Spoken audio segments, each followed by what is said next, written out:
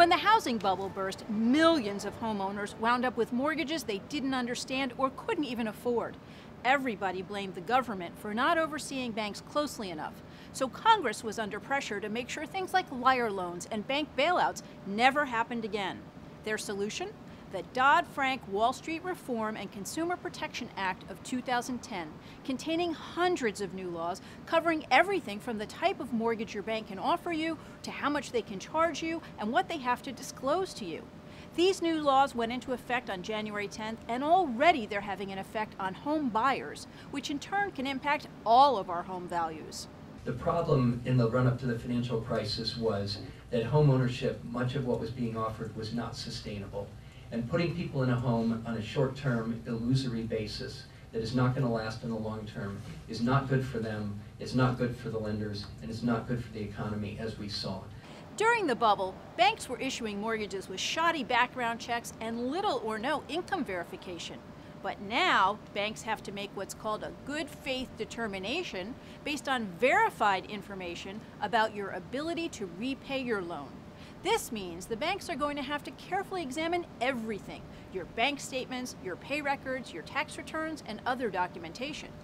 And under our ability to repay rule, also known as the QM rule, lenders must now make a reasonable, good faith determination that the consumer can actually afford the mortgage before they take on the debt.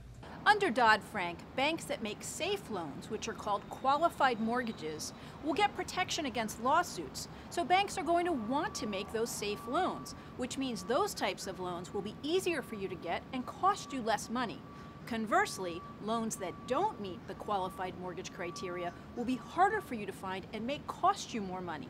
Even though we want to assure the consumers are protected, we have to balance that out with consumer access. Right now, underwriting standard is extremely tight.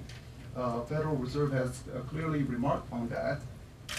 In our estimates, is holding back potentially 15% of potential home buyers. The following criteria go into determining which loans are and are not qualified mortgages.